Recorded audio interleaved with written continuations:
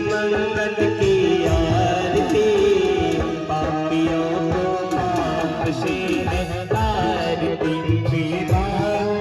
भगवान की आरती पापियों को पाप से तारती।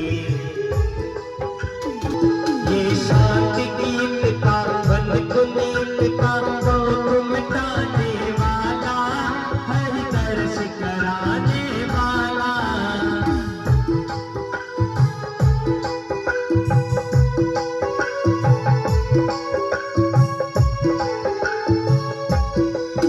यह सुख करनी यह दुख करनी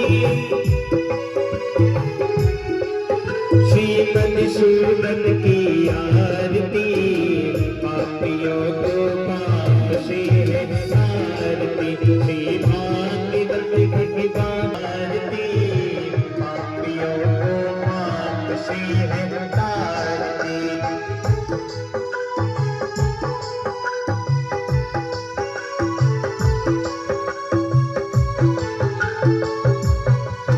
ये मधुर बोल जगपंत खोल सतमार्ग दिखाने वाला बिगड़ी को बनाने वाला।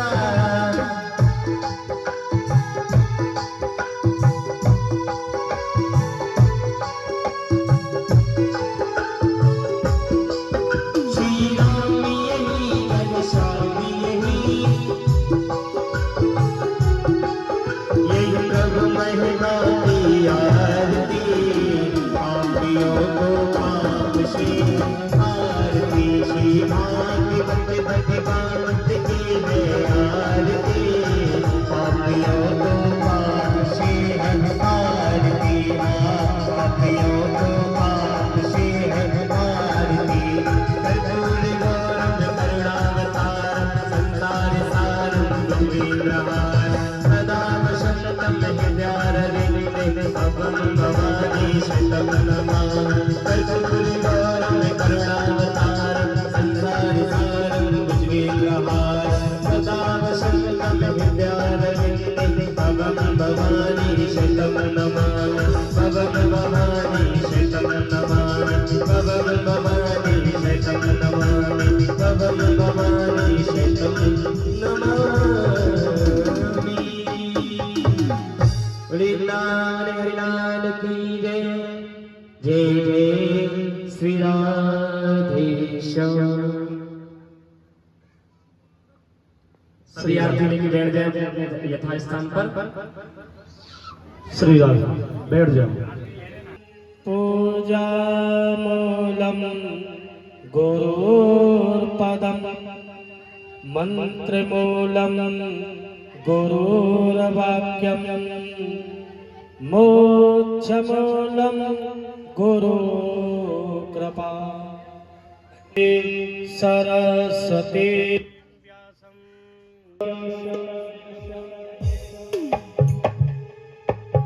मेरो राधा रमण गिरधारी गिरधारी श्याम वनवारी। मेरो राधा रमण गिरधारी गिरधारी श्याम वनवारी। मेरो राधा रमण गिरधारी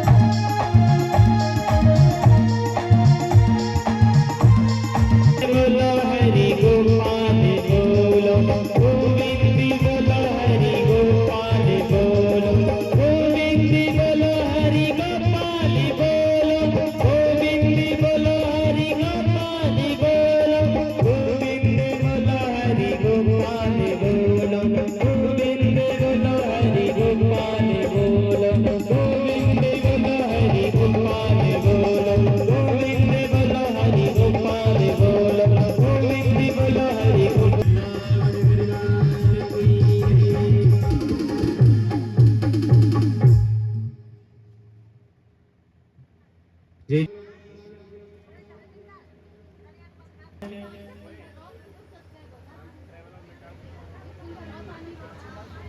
आदरणीय मेरे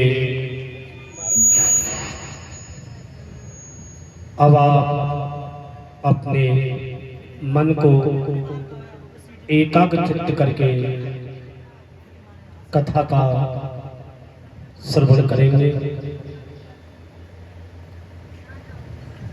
मैं शंकर भगवान को प्रणाम करता हूँ। मैं राजा रामचंद्र को प्रणाम करता हूँ।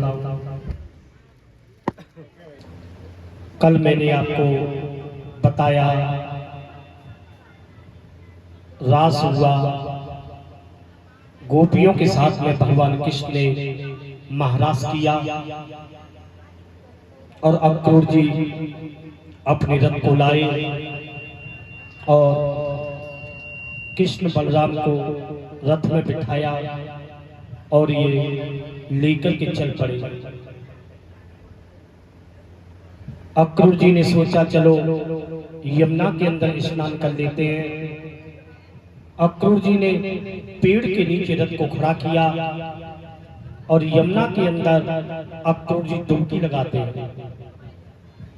और जैसे ही इन्होंने यमुना के अंदर डुबकी लगाई तो जल के अंदर इन्होंने कृष्ण बलराम को देखा। सोचा अरे मैंने तो इनको पेड़ के नीचे रथ में बैठा हुआ छोड़ा था, लेकिन ये जल के अंदर कहां से आ गए। खड़े हुए तो पेड़ के नीचे इन्होंने कृष्ण बलराम को देखा और यमुना के अंदर इन्होंने डुबकी लगाई दोबारा तो जल के अंदर कृष्ण बलराम को देखा। सोचा मैं इनको साधारण बालक समझ रहा हूं, लेकिन ये कोई साधारण बालक नहीं है। अक्रूर जी भगवान की स्तुति करते हैं। नमो विज्ञान मात्राय सर्व प्रत्यय हेतवे पुरुषेशाय प्रधानाय ब्रह्मणे अनंत शक्तये। हे भगवान आप विज्ञान घन हैं, विज्ञानमय हैं। जितनी भी प्रतीतियां हैं, जितनी भी वृत्तियां हैं, आप हम सबके कारण हैं, अधिष्ठान हैं। आप स्वयं ब्रह्म हैं,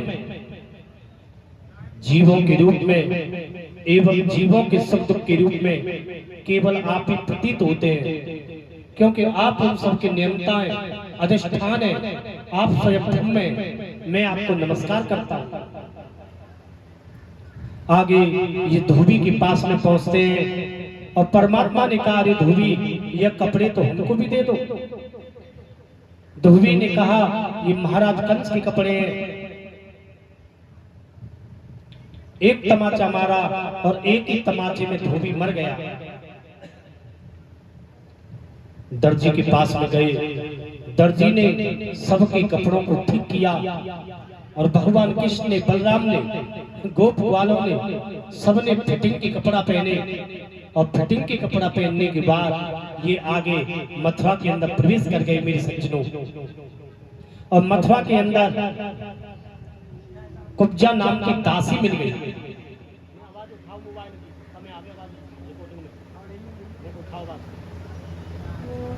मेरे सज्जनों यहां पर अक्रूर जी आगे बढ़े, मथुरा के अंदर प्रवेश किया तो भगवान कृष्ण को कंस की दासी मिल गई कुब्जा। और जब कंस की दासी कुब्जा मिली मेरे सज्जनों, कंस की दासी जो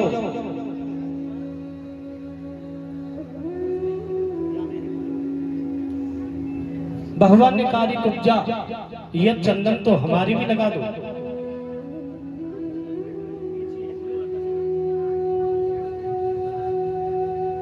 मेरे सज्जनों कुब्जा ने कहा अवश्य भगवान मैं तुम्हारे चंदन अवश्य लगाऊंगा। कुब्जा ने भगवान के चंदन लगाया। भगवान ने कुज्जा के पैर के ऊपर पैर रखा और थोड़ी के नीचे हाथ लगाया और 3 जगह से टीढ़ी कुज्जा को सीधी कर दिया। ये कुज्जा जो है वो हमारी बुद्धि है। किसी की बुद्धि सात्विकी है, किसी की राजसी है और किसी की तामसी है। जो भगवान के और सदगुरुदेव के चंदन लगाता है उसकी बुद्धि सही हो जाती है, क्योंकि चंदनस महत्वपूर्णम पवित्रम पाप नाशनम।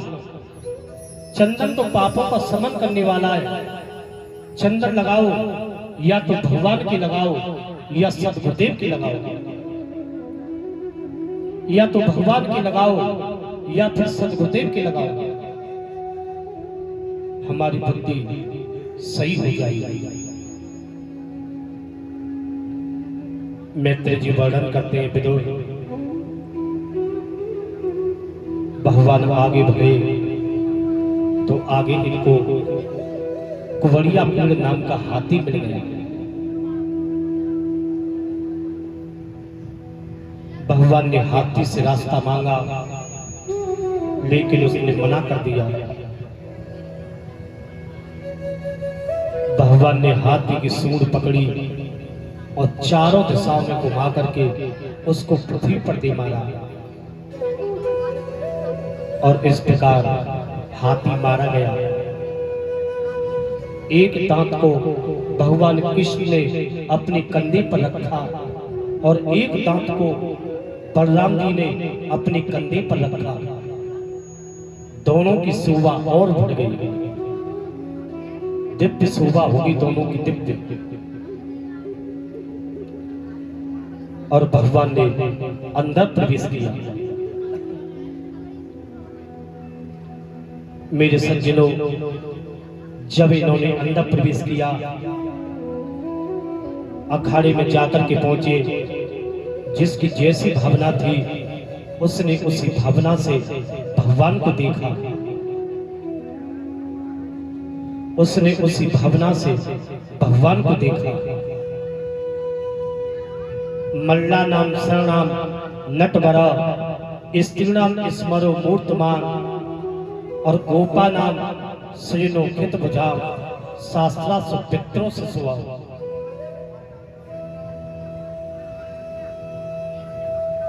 पहलवानों को पहलवान, साधारण मनुष्यों को नररत्न, स्त्रियों को मूर्तमान कामदेव, गोपों को सुजन, दुष्ट राजाओं को दंड देने वाले शासक, बड़े बूढ़ों को बालक,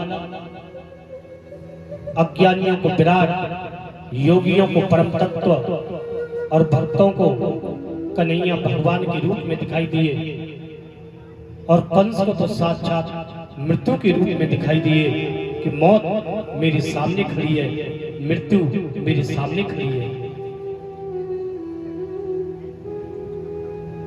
कन्हैया ने चारों को मारा और बलराम जी ने मुष्टिक का वध किया। कंस सिंहासन पर बैठा हुआ था, भगवान उसके सिंहासन पर चढ़ गए, नीचे उसको पटक लिया और दे घूसा मुक्कों की मार से भगवान कृष्ण ने कंस को मार दिया।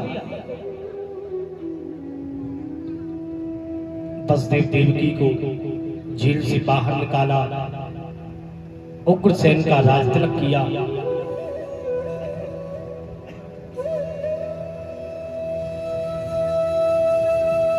मेरे विद्वान श्रोताओं, कन्हैया ने नंद बाबा से कहा कि आप वापिस चले जाओ।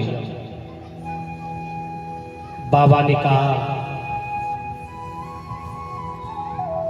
अरे लाला, हम तेरे बगैर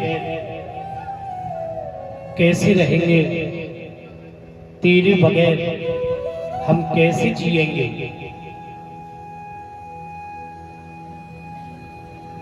कन्हैया ने कहा कि बाबा आप चले जाओ। बाबा की स्थिति का वर्णन नहीं किया जाता। बाबा बड़े दुखी हैं। कन्हैया ने कहा बाबा अब तो मैं मथुरा में रहूंगा। श्री सुखदेव जी वर्णन करते हैं राजन परीक्षित लोचन श्रेण दीठ वही थोड़ी और सुने न श्रवण बिकन मत भूरी और सूखे अदर लाग मोह लाठी और जीव ने जाय उड़ अवध कपाटी। बाबा के होठ सूख गए, मुंह उतर आया, चेहरे पर कांति नहीं रही। बाबा बड़े परेशान है साहब, बड़े परेशान है, बड़े दुखी है बाबा। अवधि रूपी किवाड़ लगे हुए हैं, इसलिए प्राण नहीं निकलते साहब, प्राण नहीं निकलते।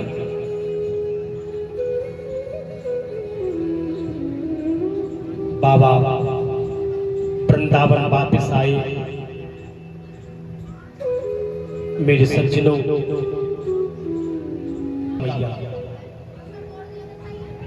मैया यशोदा की आंखों को इंतजार है।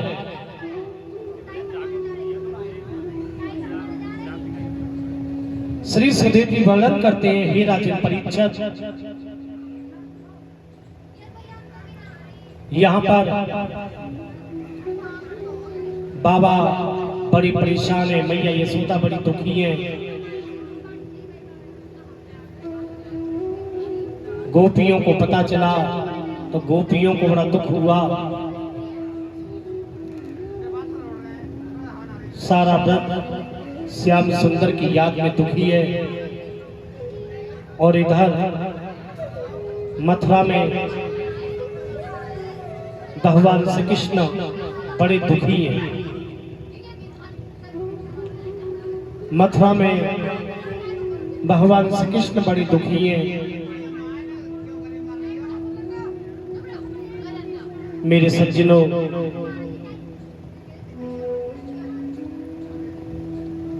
उद्धव जी पास में गए और उद्धव जी ने कहा, कन्हैया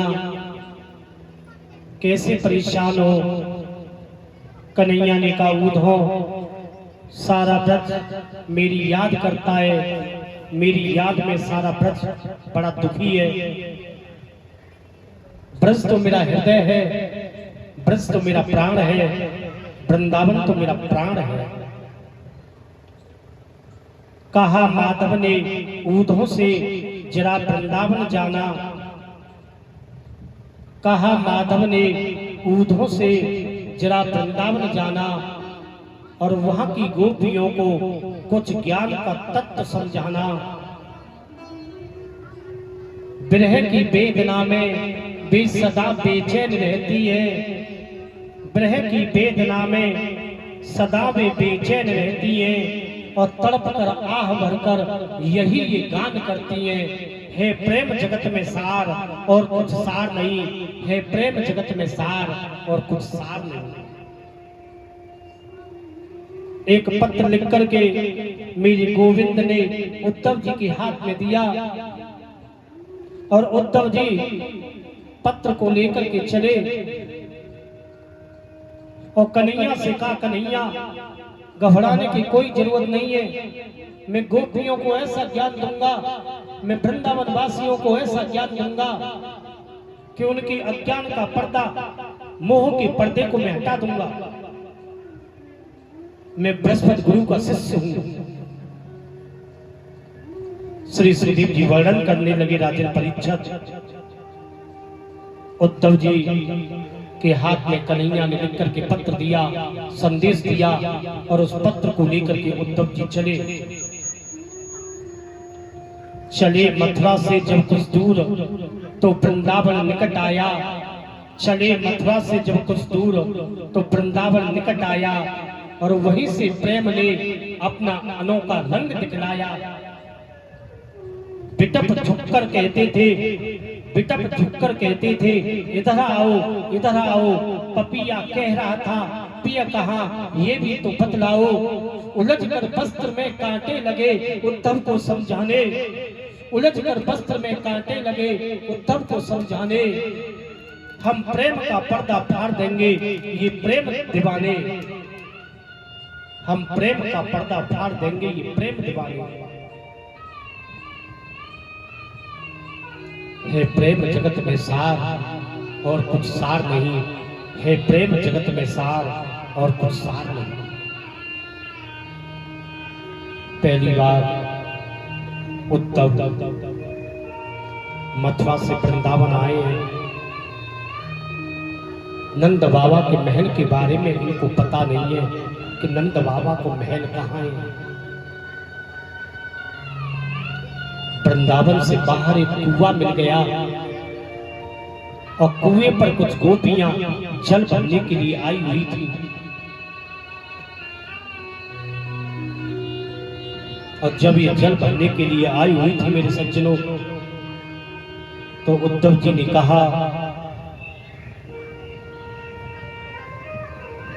अरे गोपियों, ये बतलाओ कि नंद बाबा का महल कहां पर है, नंद बाबा को घर कहां पे है।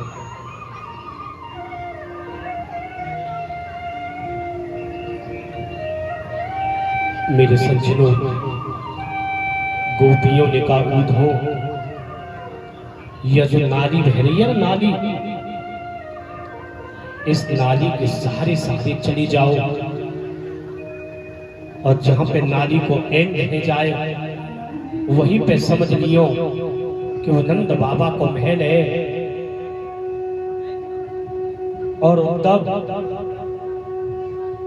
उस नाली के अंदर कोई साधारण जल नहीं है,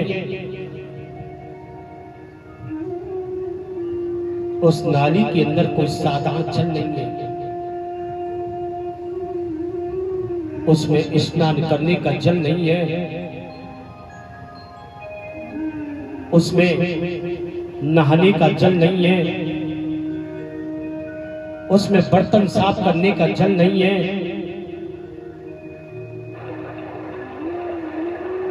उसमें कोई साधारण जल नहीं है।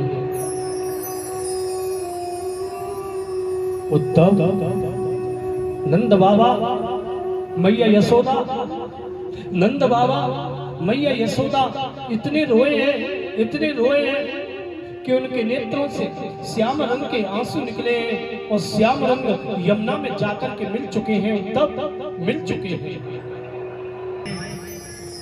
उसमें नहाने का जल नहीं है, उसमें वस्त्र साफ करने का जल नहीं है।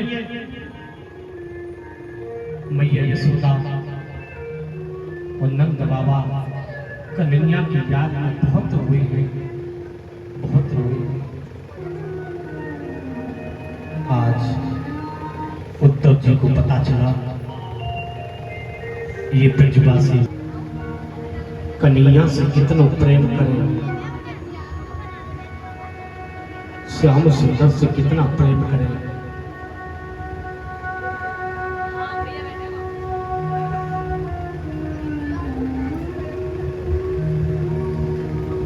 उद्धव जी उस नाली के सहारे सहारे गए मेरे सज्जनों। ओहो, नंद बाबा के महल के सामने रथ को खड़ो कियो।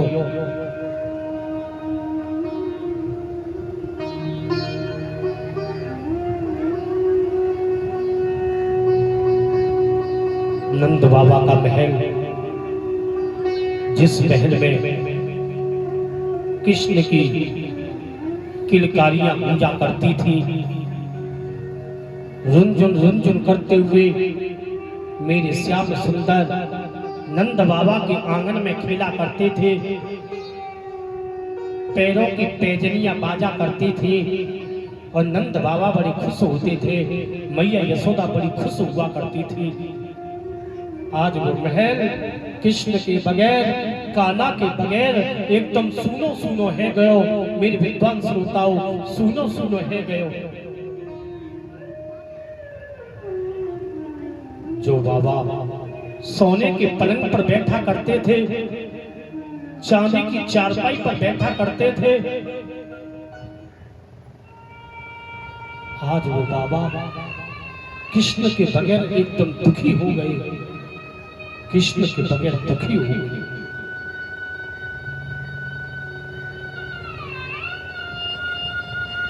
उद्धव जी ने नंद बाबा के महल के अंदर प्रवेश करो। पैरों की आहट बाबा को थोड़ी सी सुनाई दी। मेरे श्रोताओं, पैरों की आहट।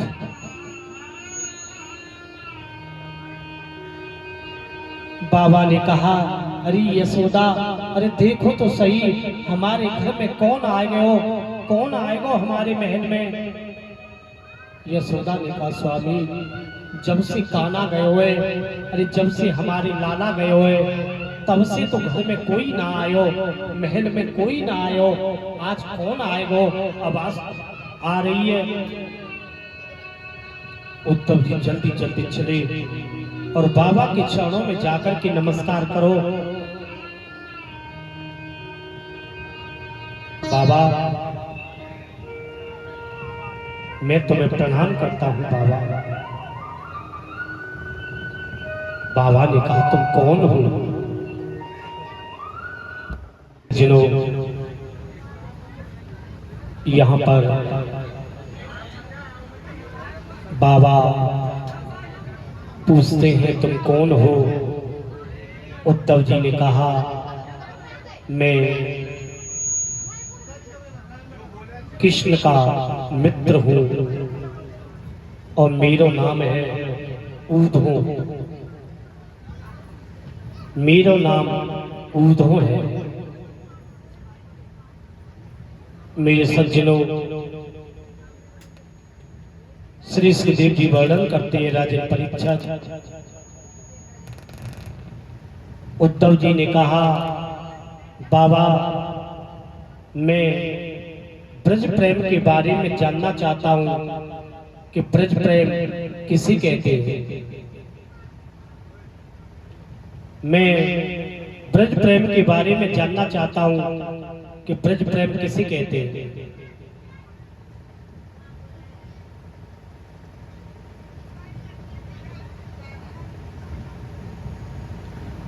मेरे विद्वान श्रोताओं, नंद बाबा ने कहा, ऊधो, अरे हम तो भोरे हैं, गमार हैं, अरे हम ब्रज प्रेम के बारे में क्या जाने कि ब्रज प्रेम किसे कहते हैं। ब्रज प्रेम के बारे में जानना चाहते हो तो उन गौओं से पूछो जो दिन रात श्याम सुंदर की याद में रोती रहती हैं। बछड़ों से पूछो जो कृष्ण के बगैर दूध नहीं पीते। उन लताओं से पूछो जो कि कृष्ण के बगैर सूख कर के कांटा बन चुकी हैं।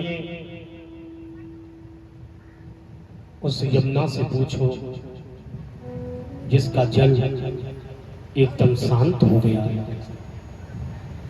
जिसकी उत्ताल तरंगे नंद बाबा के महल से आकर के लगती थी, आज वो एकदम शांत हो गया है।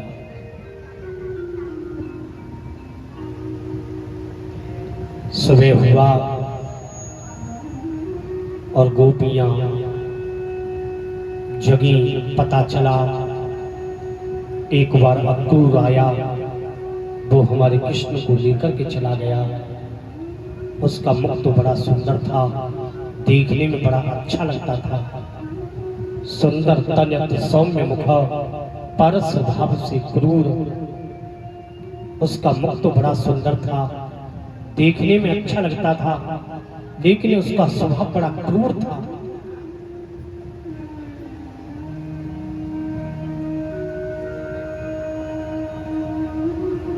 कन्हैया कन्हैया पुकारा करेंगी और लताओं में ब्रज की गुजारा करेंगे। कन्हैया कन्हैया पुकारा करेंगे।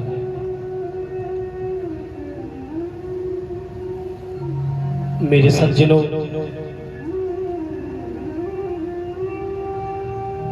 एक गोपी के पास में एक घोड़ा उड़ता हुआ चला आया और भौरे को संबोधित करके गोपी कहती है, अरे भौरे, तू तो ऊपर से ही काला है, लेकिन हमारा कन्हैया जो है वो तो ऊपर से भी काला है, अंदर से भी काला है। ऊधो सब काले अजमाए, ये काले सब धोखे वाले, कबहू काम नहीं आए। ऊधो सब काले अजमाए, काले बच्चे कोयल के होते हैं और कोयल कभी अपने बच्चों का पालन पोषण नहीं करती, कौवे के घोंसले में रखाती है और कौवा ही बच्चों का पालन पोषण करता है। काले बच्चे हैं कोयल के, पंख वही उठधाए, ऊधो सब काले अजमाए।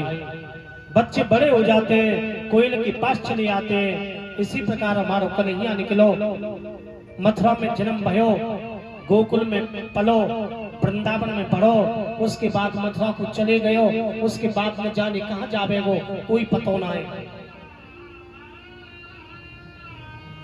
बड़े भाई जब उड़न को लागे, मात पिता जने आए और ऊधो सब काले अजमाए।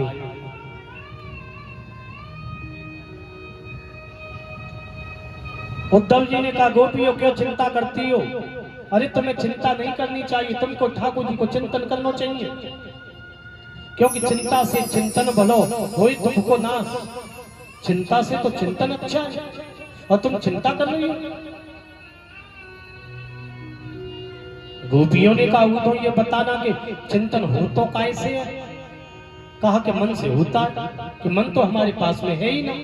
एक हतो सो गयो श्याम संग, एक मन था, कन्हैया उसको रथ में बिठा करके ले गया। ऊदो मन नहीं हाथ हमारे, ऊदो मन नहीं हाथ हमारे, ऊदो मनन वहे 10-20। ये मन तो एक है, कहीं पर भी लगा लो। मन तो प्यारे एक है, चाहे जहां लगाए, और चाहे तो हरि को भजन कर, और चाहे विषय कमाए। गोपियां कहती है उधो श्याम तन, श्याम मन, श्याम ही हमारो धन। आठों याम ऊधो में श्याम ही सुकाम है। श्याम हिये श्याम जिये, श्याम बिन नाही तिये। आधि की सिला करी अधर श्याम नाम है। श्याम गते श्याम मते, श्याम ही सो प्राण पते। श्याम सुखदाई सो बधाई सो व धाम है। वो तो तुम भई बोरे, पाती लेके आए दौरे। योग का राखे या रोम रोम श्याम है। योग का राखे या रोम रोम श्याम है, या तो रोम रोम में घनश्याम बसा हुआ है। और तुम कहते हो कि चिंतन करो। गोपियां कहती है उधो ये तो प्रेम की बात है उधो, बंदगी तेरे बस की नहीं है। ये तो प्रेम की बात है उधो, बंदगी तेरे बस की नहीं है।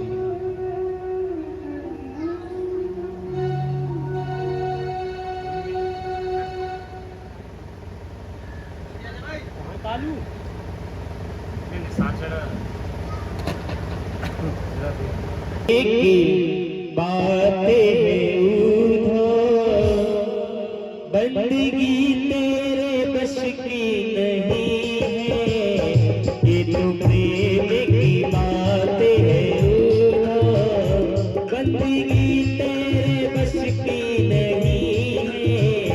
यहाँ सिर टेके होते हैं सौदे, यहाँ सिर टेके होते हैं सौदे। आशिकी इतनी सस्ती नहीं है, ये तो प्रेम की बातें हैं उधो।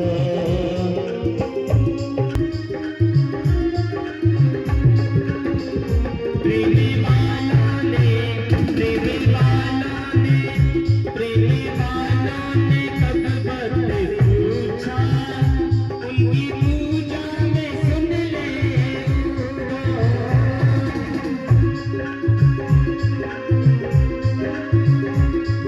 वालों ने कब बदले पूछा, उनकी पूजा में सुन ले। यहाँ दम दम पे होती है पूजा, यहाँ दम दम पे होती है पूजा। सिर झुकाने की फुर्सत नहीं है, ये तो प्रेम की बातें हैं उधो।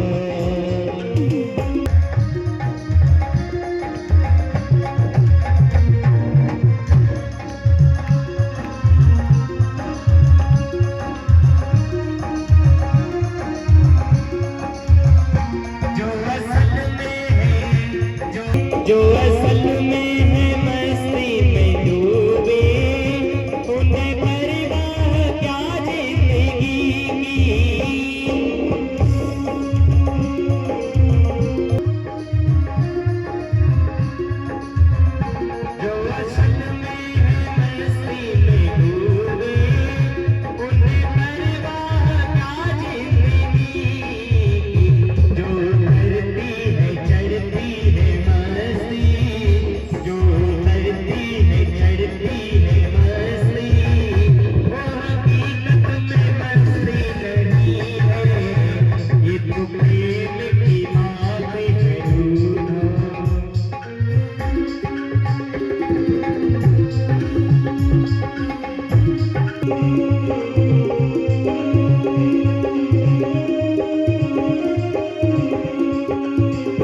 जिनकी नजरों में है शाम प्यारे, वो तो रहते हैं जग से न्यारे।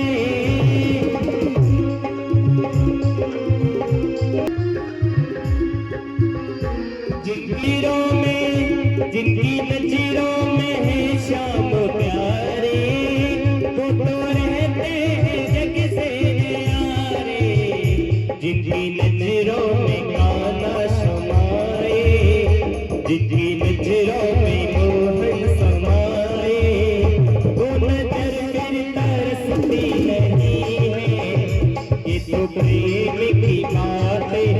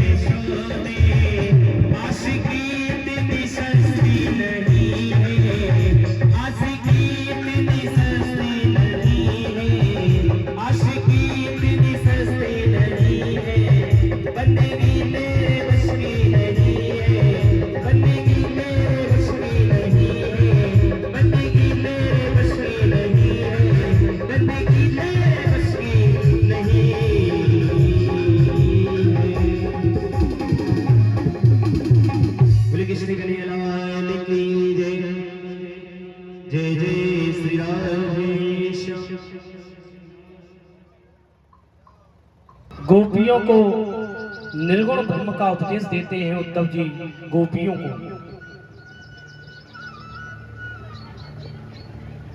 निर्गुण ब्रह्म के बारे में तुलसीदास जी ने बड़ा सुंदर वर्णन किया है कि बिन पग चले सुने बिनु काना, और करवे नु कर्म करे बिन नाना। भगवान बिना पैरों के चलते और बिना हाथों के नाना प्रकार के कर्म करते हैं। अब आप ये बताओ कि भगवान बिना पैरों के कौन सी जगह चले? जहां भगवान को पैरों की जरूरत नहीं पड़ी साहब। किस समय चले? जिस समय दुशासन द्रौपदी के चीर को खींच रहा था। दुशासन जब द्रौपदी के चीर को खींच रहा है मेरे श्रोताओं, तो उस समय भगवान द्वारका को छोड़ के और कहां गए? हस्तिनापुर में। हजारों किलोमीटर का फैसला है, हजारों किलोमीटर का, और हजारों किलोमीटर भगवान एक पल में आ गए। एक पल नहीं लगाया साहब, क्योंकि भगवान को पैरों की जरूरत नहीं पड़ती। पैरों की जरूरत तो हमको पड़ती है। भगवान तो बिना पैरों की चलते हैं। बिन पग चले सुने बिनु काना, भगवान बिना कानों की सुनते हैं। और बिना कानों को भगवान ने किसकी सुनी, किस समय सुनी? बिना कानों के भगवान ने सुनी सुशीला की।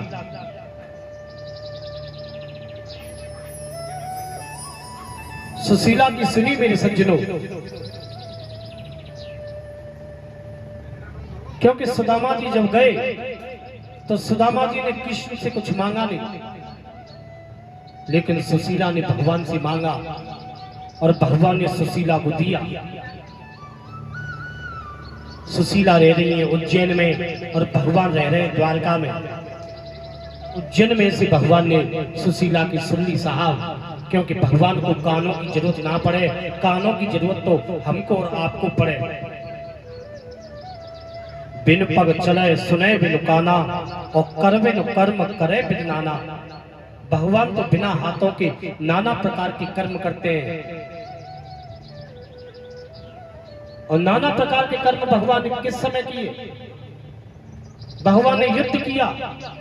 जिस समय खट्टू सतसरा 14,000 सेना लेकर के आए, तो भगवान ने ऐसी माया रची साहब कि एक दूसरे में सबको राम दिखाई देने लगे सेना को, और 14,000 सेना आपस में मर गई। इस जगह पर भगवान ने अस्त्र नहीं उठाए, शस्त्र नहीं उठाए, युद्ध किया नहीं, बिना हाथों के ही, और भगवान ने 14,000 सेना को समाप्त कर दिया। क्योंकि हाथों की जरूरत पड़ती है तो हमको और तुमको पड़ती है, लेकिन भगवान तो बिना हाथों की सेना को समाप्त कर देते हैं। भगवान ने इस जगह पे ये दर्शाया, ये दिखाया। करवन कर्म करे विद नाना। भगवान बिना हाथों के नाना प्रकार के कर्म करते हैं। बिन पग चले सुने बिन काना, कर बिन कर्म करे बिन नाना। आनंद रहित सकल रस भोगी। भगवान बिना मुख की नाना प्रकार के रसों का आनंद लेते हैं। बिन वाणी पक्ता बड़ जोगी। बिना वाणी के ये बहुत बड़ी पक्ता है। तुमको हमको वाणी की जरूरत पड़ती है, लेकिन भगवान तो बिना वाणी के ही और सबको बता देते हैं अपनी बात।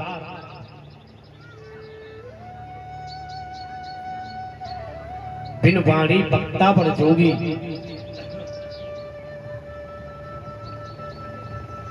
बिन पग चले सुने बिन काना, कर बिन कर्म करे बिन नाना। आनंद रहित सकल रस भोगी। बिन वाणी पक्ता बड़ जोगी। तन बिन परस नयन बिन देखा, और ग्रह ग्रहण बिन बास अशेषा। भगवान को बिना शरीर के स्पर्श करते हैं और बिना नासिका की सूंघते हैं। आप जो यज्ञ करते हैं, हवन करते हैं, वो आहुति भगवान तक पहुंचती है और उस आहुति की सुगंध भगवान ग्रहण करते हैं। अब श्राद्ध शुरू हो गए, आज से हम ब्राह्मण को भोजन कराते हैं। क्या हमारे माता पिता जो मर चुके हैं, क्या उस भोजन को खाते हैं? खाने के लिए आते हैं? नहीं आते।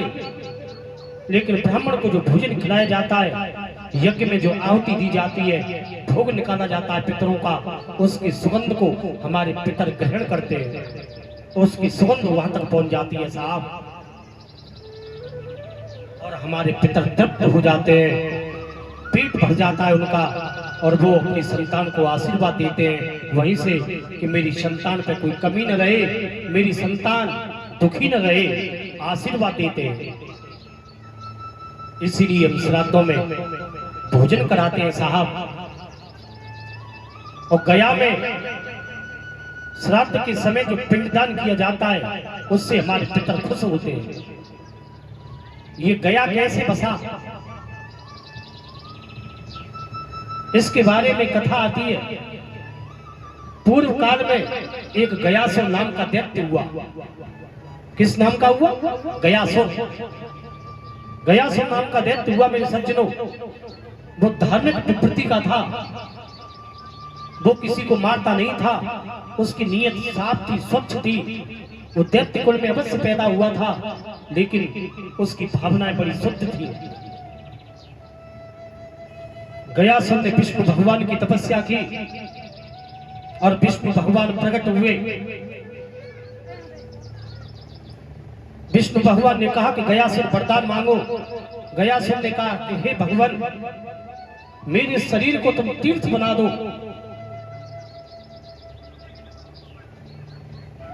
मेरे जो कोई दर्शन कर ले, मेरे दर्शन करने मात्र से वो स्वर्ग को चला जाए, सीधा स्वर्ग को चला जाए, यह वरदान मैं तुमसे चाहता हूं। जो कोई एक बार मेरे को देख ले और देखने मात्र से वो तुरंत स्वर्ग को चला जाए। विष्णु भगवान ने कहा एम मस्तु, जाओ, ऐसा ही होगा। अब तो जो कोई गयासुर को देख लेता है वो सीधा स्वर्ग को चला जाता है, चाहे वो पापी व्यक्ति हो। पापी लोग भी स्वर्ग को जाने लगे। यमराज का यमलोक खाली हो गया, यमलोक में कोई आ ही नहीं रहा है, क्योंकि जो कोई गयासुर के दर्शन कर लेता है वो सीधा सशरीर स्वर्ग को चला जाता है। देवताओं में खलबली मच गई। इंद्रादिक देवता, मेरे सज्जनों, ब्रह्मा जी के पास में गए, विष्णु भगवान के पास में गए। विष्णु भगवान ने कहा कोई चिंता मत करो, उसने कठोर तपस्या की थी और मैंने उसे वरदान दिया था, जो कोई तुम्हारे दर्शन प्राप्त करेगा वो सीधा स्वर्ग को चला जाएगा। लेकिन कोई बात नहीं, मैं तुम्हारे दुख को दूर कर दूंगा। यमराज, मैं तुम्हारे दुख को दूर कर दूंगा।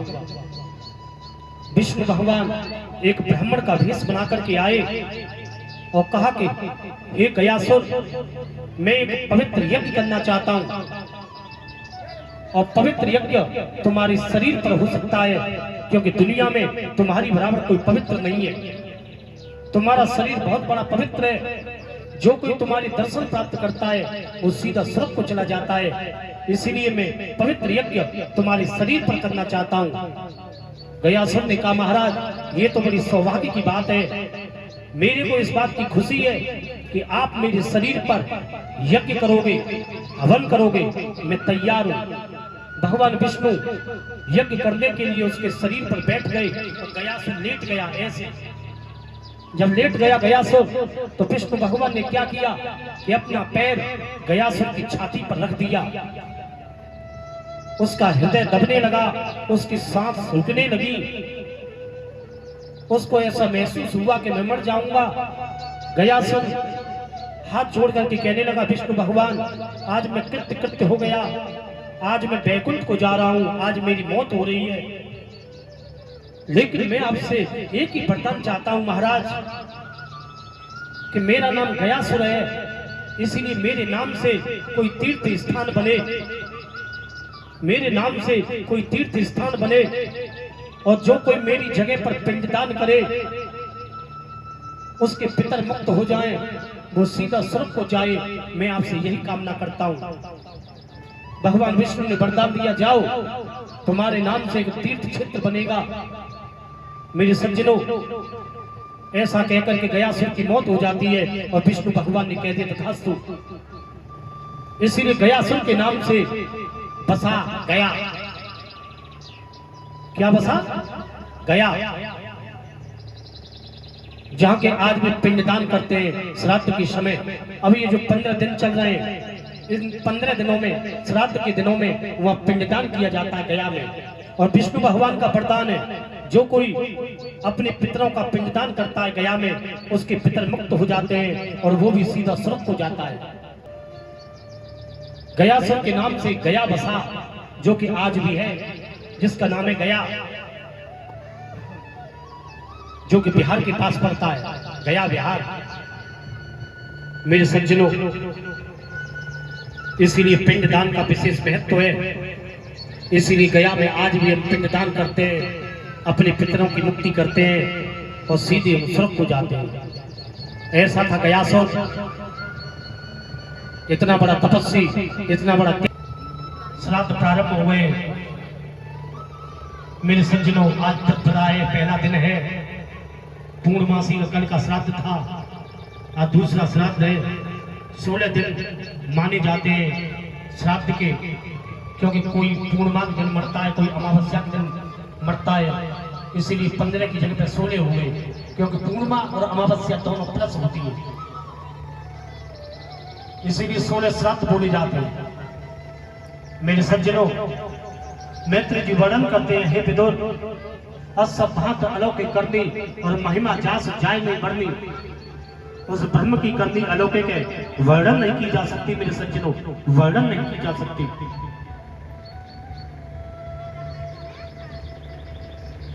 मेरे भगवत प्रेमी भक्तजनों,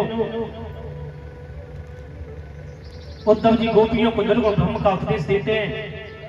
दुनिया के अंदर कोई किसी का नहीं है। उद्धव जी ने गोपियों को समझाया। एक महात्मा जी गांव से बाहर एक आश्रम बनाकर के रहते हैं। एक लड़का जब हाई स्कूल के पेपर में फेल हो गया तो महात्मा जी के आश्रम को सुबह को जाता और शाम को वापस आता।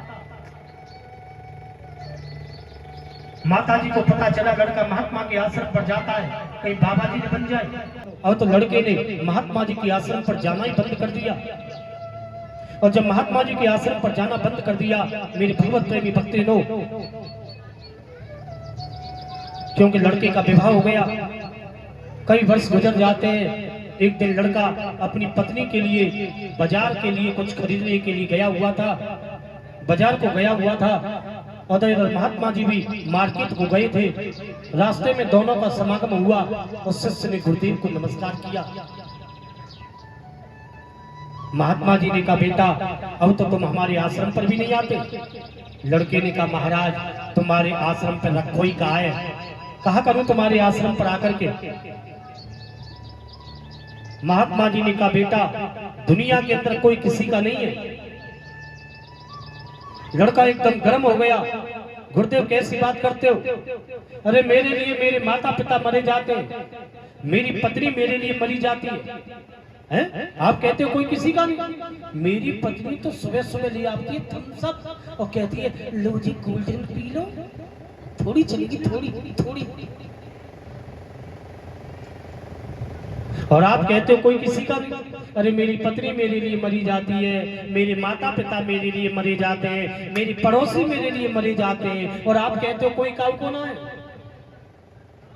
महात्मा जी ने कहा बेटा मैं सत्य कहता हूं, झूठी बंधन है, झूठी माया है, कोई काऊ को ना है। तू ना मान रहे हो तो एक काम करियो, मैंने तेरे को प्राणायाम बताया, योग अभ्यास बताया।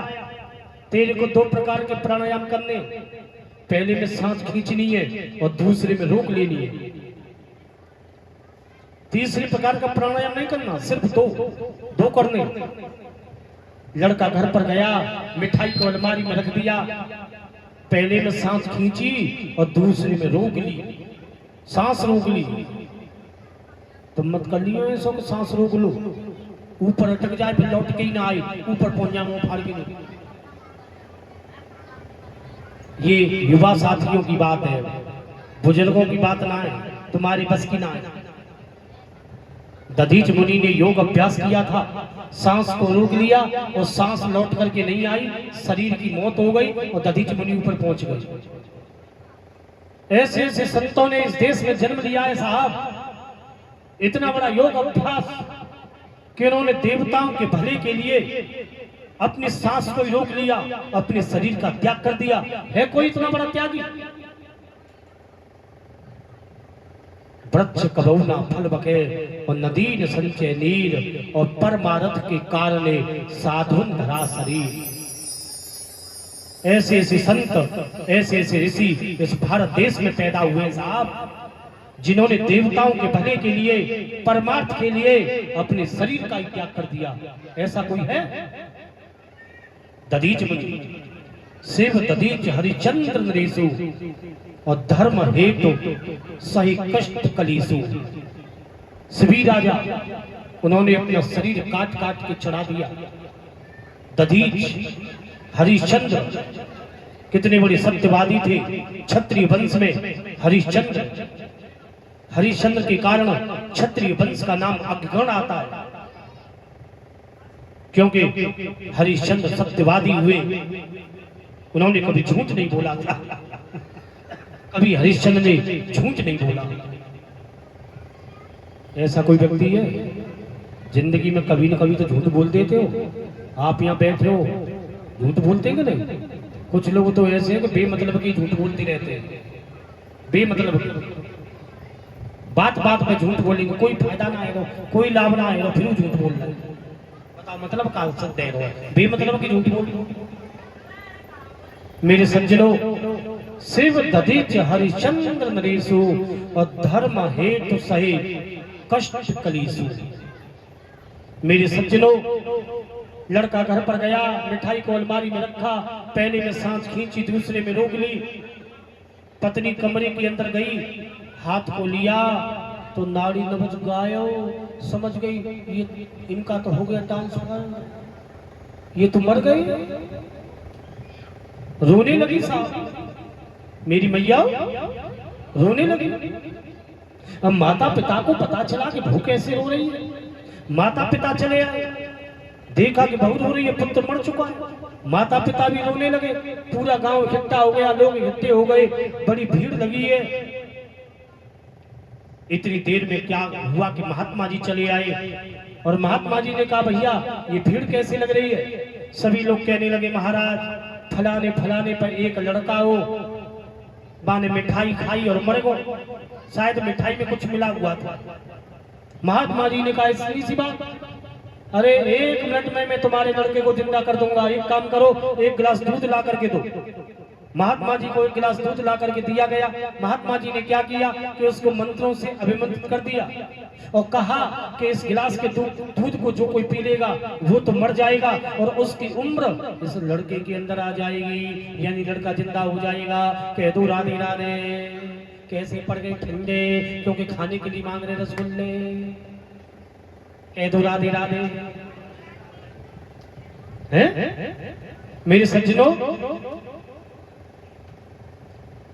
महात्मा जी ने पिताजी से कहा, लो तुम दूध को पी लो, तुम मर जाओगे, लड़का जिंदा हो जाएगा। पिताजी ने कहा पी तो लेता, लेकिन एक लड़की के पीले हाथ करने, लड़की को ब्याह करना है। माता जी कहने लगी मैं तो दूध को पी करके मर जाऊंगी, लेकिन वो का पता चले वो लड़का जिंदा है वो कि मर वो, मैं तो पहले ही विदा हो जाऊंगी। माँ ने भी मना कर दिया। पत्नी से कहा लो तुम ही पी लो। पत्नी कहने लगी मैं काहे को पी लूं, और इस जैसे 1000 पति जिसके गले में माला डाल दूं, माई हस्बैंड माई हस्बैंड, यही में लाल लग रहे का। अरे इस जैसे 1000 पति दूसरे को ढूंढ लूंगी। उसने भी मना कर दिया साहब। गांव वालों से कहा लो तुम ही पी लो। गांव वाले कहने लगे हम काहे को पी लें, जब माता नहीं पी रही है, पिताजी नहीं पी रहे, पत्नी नहीं पी रही है, तो ये हमारा फूफा थोड़ी नहीं लगता है सो पी लें। गांव वालों ने भी मना कर दिया। महात्मा जी कहने लगे मैं पी लूं। गांव वाले कहने लगे जल्दी पी लो महाराज, आप मर जाओगे तो भंडारों तो हम कर ही देंगे, दावत तो खाने के लिए कम से कम मिल जाएगी। कई महीने हो गए दावत ही ना मिला है। महात्मा जी ने गिलास के दूध को पिया और लड़के को खड़ा किया, बेटा स्टैंड अप, दुनिया में कोई किसी का है? उसने कहा नहीं महाराज, दुनिया में कोई किसी का नहीं। Do or die is motto of nature, do or die is motto of nature, करो या मरो, ये प्रकृति का अटल सिद्धांत है मेरे प्रेमियों।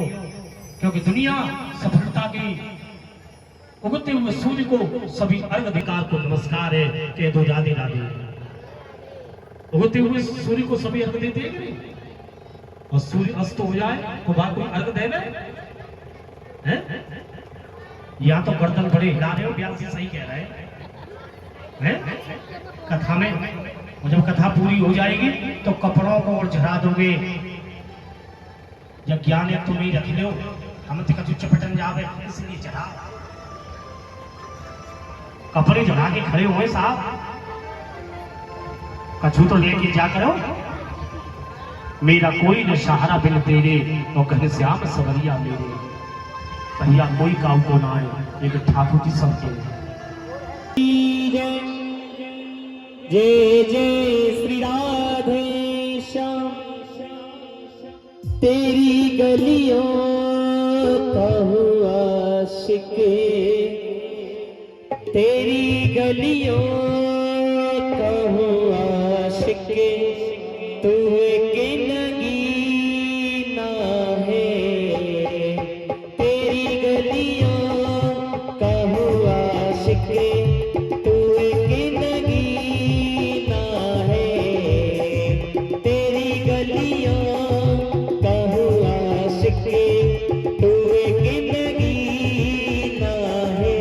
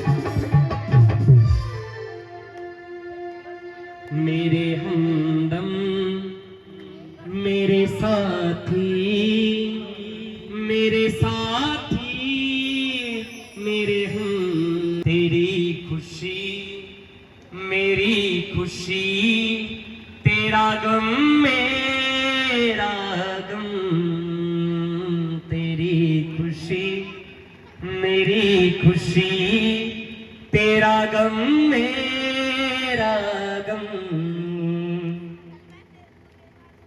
तू लहू है तू जान है तू ही पसीना है वे तेरी गलियों तू एक नगीना है तेरी नजरों से मुझे जाम पीना है हुए तेरी गलियों कहूँ आशिके तू एक नगीना है तेरी गलियों कहूँ आशिके तू एक नगीना है। बोले श्याम प्यारे की जय। जय जय श्री राधे श्याम।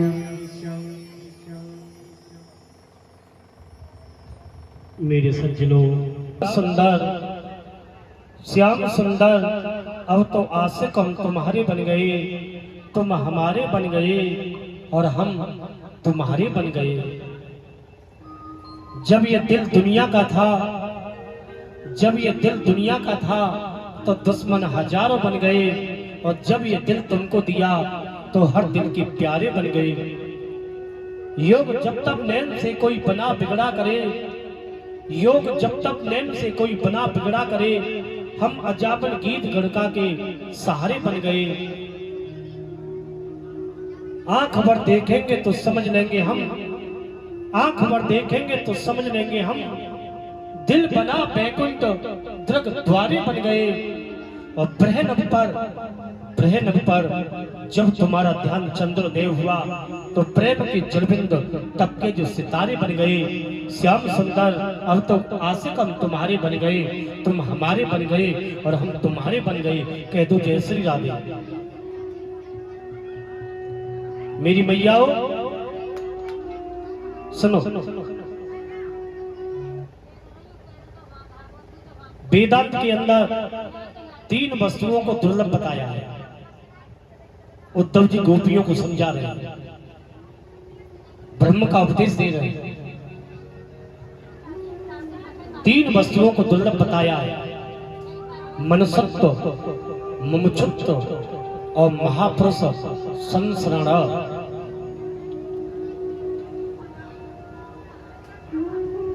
मनुष्यत्व दुर्लभ है।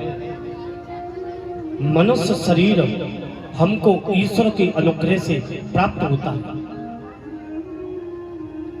मनुष्य शब्द का अर्थ है मनु की संतान, और मनु की पत्नी थी श्रद्धा। अतः जो श्रद्धा और मन को लेकर के इस सृष्टि में अवतीर्ण हुआ है, उसका नाम है मनुष्य। मनसा सिद्ध्यति इत मनुष्य, जो मन के साथ संबंध जोड़ दे उसे कहते हैं मनुष्य। सृष्टि के अंदर 4 प्रकार के प्राणी प्रसिद्ध हैं। उद्भिज, जो धरती को फोड़ के निकलता है। धरती को फोड़ के कौन निकलता है? वृक्ष आदि। वृक्ष 84 लाख योनियों में आते हैं। वृक्ष को मारो तो वृक्ष रोता है। विज्ञान कहती है कि वृक्ष सजीव है। वृक्ष के अंदर चेतना की एक कला होती है, ज्ञान की एक कला होती है।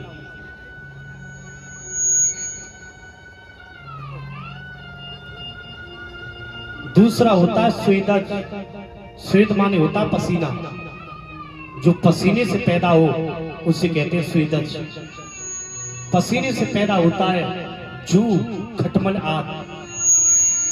इनमें चेतना की 2 कला विकसित होती है, ज्ञान की 2 कला विकसित होती है इनमें। तीसरा होता है अंडज, जो अंडे से पैदा होते हैं। अंडे से कौन पैदा होता है? पक्षी। आग। पक्षी के अंदर चेतना की 3 कला विकसित होती है, ज्ञान की 3 कला होती है पक्षी के अंदर। चौथा होता है जरायुज, जो जीर में बधे उत्पन्न होते हैं। जीर में बधा उत्पन्न कौन होता है? द्विपाद मनुष्य और चतुष्पाद पशु। पशु में चेतना की 4 कला, मनुष्य में 5 कला, सत्पुरुषों में 6 कला, जीवन मुक्तों में 7 कला, महापुरुषों में 8 कला होती है। ये अवतार कोटि में आते हैं। भगवान श्री राम 12 कला से उत्पन्न थे और श्री कृष्ण भगवान 16 कला से उत्पन्न थे। श्री कृष्ण पूर्ण अवतार बताए जाते हैं, पूर्ण ब्रह्म। मुमुक्षुत्व दुर्लभ है। मुच्छा, छूटने की इच्छा। जिन बंधनों में आप फंसे हैं, उससे छूटने की इच्छा का नाम है मुमुक्षा। यह मोक्ष इच्छा जिस व्यक्ति में रहती है, उसे मुमुक्षु बोला जाता है। मुमुक्षु। महापुरुष संसद दुर्लभ है। महापुरुषों की शरणागति धन, जाति, विद्या, पद के सारे अभिमान छोड़कर हमको महापुरुषों की शरण में जाना चाहिए। आचार्य देव विद्या सातिष्ठ प्राप्यति। आचार्य से जानी हुई विद्या संसार के अंदर प्रतिष्ठित होती है। वेदांत का ट्यूशन नहीं लगाया जाता, उसमें गुरुजी पैसे पे खरीदी जाएंगे, शिष्य बड़े हो जाएंगे। ऐसी बात नहीं है कि श्लोक के अंदर से वेदांत निकल आए। एक महात्मा जी से किसी ने पूछा ज्ञान कैसा होता है? दूसरे महात्मा जी ने बताया जैसे कि एक दिया जल रहा हो, दिया जल रहा हो, अंजलि दिए से उसको सता दो तो दूसरा दिया भी जल जाता है। एक महापुरुष हो तो दूसरा भी महापुरुष बन जाता है। महापुरुष के शरीर में से एक ऐसी लौ निकलती है, एक ऐसी चांदी छिटकती है, हम में सत्य की योग्यता अपने आप आ जाती है। अल्प से भूमा की ओर, छोटे से बड़ी की ओर जब हम चलने लगते हैं तो उसे हमको भगवान की कृपा समझना चाहिए। मन की मन में बातें होती रहे, ये भगवान की कृपा नहीं तो और क्या है। भगवान से जोड़ने मिलाने जो बातें, भगवान से जोड़ने मिलाने वाली जो बातें, उनके साथ में हमारा संबंध जुड़ जाए, ये भगवान की कृपा नहीं तो और क्या है। लोग में जो धन कमाते हैं वो धनी शिरोमणि सेठों का संग करते हैं, डॉक्टर वकीलों का संग करते हैं, अपने से बड़े वकीलों, अपने से बड़े डॉक्टरों का संग करते हैं। हम ब्रह्म ज्ञान तो चाहते हैं परंतु ब्रह्म ज्ञानियों का संग नहीं चाहते। ब्रह्म ज्ञानियों का संग करने में शर्म और संकोच क्यों? The busy has not time to tears. The busy has not time to tears. व्यस्त मानव को आंसू बहाने का समय नहीं है। रोते तो वो लोग हैं जो मेहनत नहीं करते, परिश्रम नहीं करते। मिटा दे अपनी हस्ती को अगर तुम मर्तबा चाहे कि दाना खाक में मिलकर गुली गुलजार होता है। तुम ऊंचा पद चाहते हो, श्रेष्ठ बनना चाहते हो, यशस्वी बनना चाहते हो तो शान और शौकत को समाप्त। द अर्न द ऑर्गेनाइज, पहले पढ़ो, पुनः व्यवस्था करो, तब धन का उपार्जन करो। मेरे सज्जनों, उत्तम जी गोपियों को निर्गुण ब्रह्म का उपदेश दे रहे हैं। शंकराचार्य जी के एक ऐसे शिष्य थे जिन्हें कुछ आता नहीं था, वो ज्यादा पढ़े लिखे नहीं थे, जो उनको सुनाया जाता था वो भूल जाया करते थे। उनकी लंगोटी को धो देते, उनके कमंडल को भरते, उनकी सेवा करते और बच्चे उनकी हंसी उड़ाया करते थे।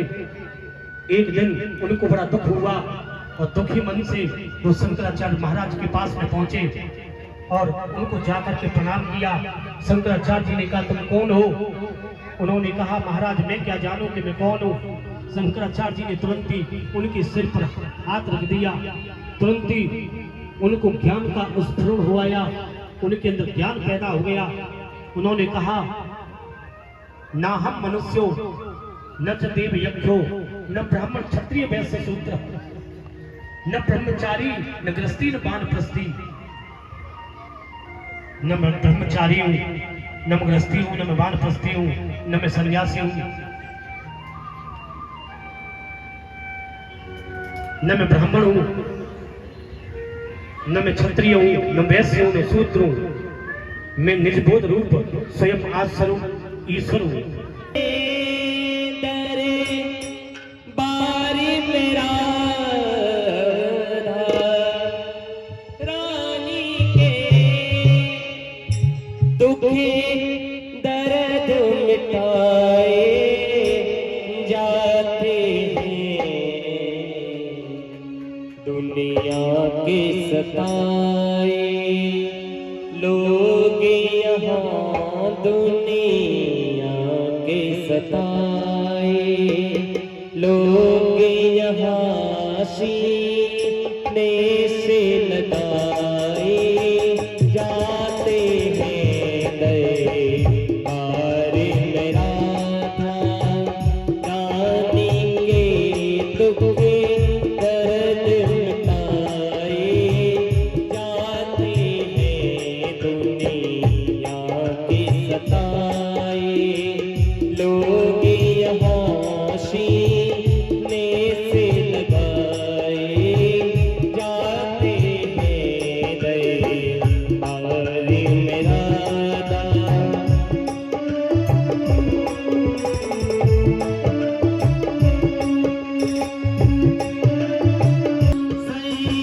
सारी सही रे देखो यहाँ से, सारे सही रे देखो यहाँ, दुखी की दुख है से देखो यहाँ, दुखी की दुख है से देखो यहाँ। हरि की गाने अमृत की भरे, हरि के प्याले जाते हैं। दरबार मेरा रानी के दुख दर्द मिटाए जाते हैं। दरबार मेरा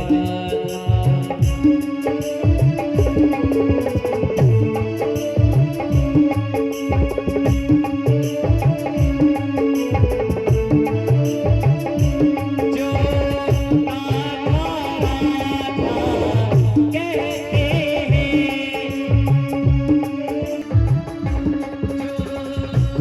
कहते हैं वो प्रिया शरण में रहते हैं, वो प्रिया शरण में रहते हैं।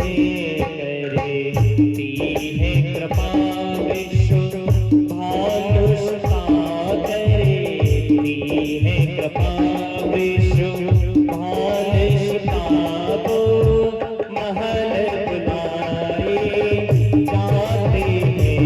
करती है कृपा विश्व भानुषता, वो महल बुलाए जाते हैं।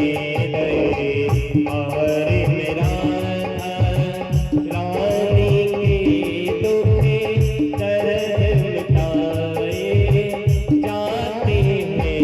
दरबार मेरा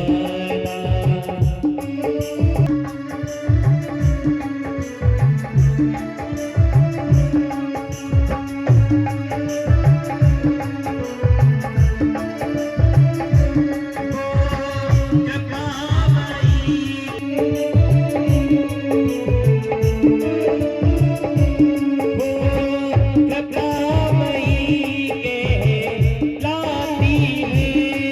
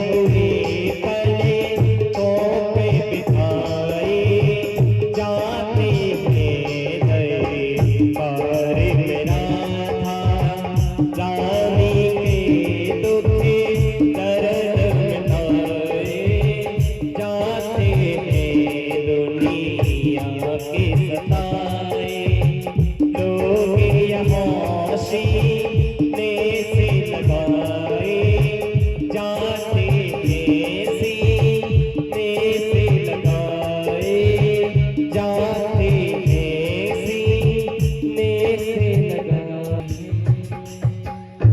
बलविंदर लाल की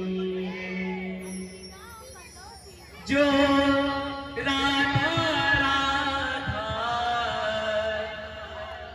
कहते हैं, जो श्यामा श्यामा कहते हैं, वो प्रिया शरण में रहते हैं, वो प्रिया शरण में रहते हैं। दुनिया में जो बदनाम हुए, दुनिया में जो बैठाए जाते हैं, दुनिया में जो बदनाम हुए पलकों पे बिठाए जाते हैं। दरबार में राधा रानी के दुखे दर्द मिटाए जाते हैं। दुनिया के सताए लोग यहाँ सीने से लगाए जाते हैं, सीने से लगाए जाते हैं। बोले वृंदावन लाल की जय, जय जय श्री राधेश्याम। और द्वार में राधे राधे है रही है। बोले वृंदावन हरि लाल की। और हुआ कैसे बना देर तक आके रही है, बता दे। लज्जा देवी जी के यहाँ पे राधे राधे हो रही है। अब झांकी आपके सामने आएगी, रुक्मणी कृष्ण की झांकी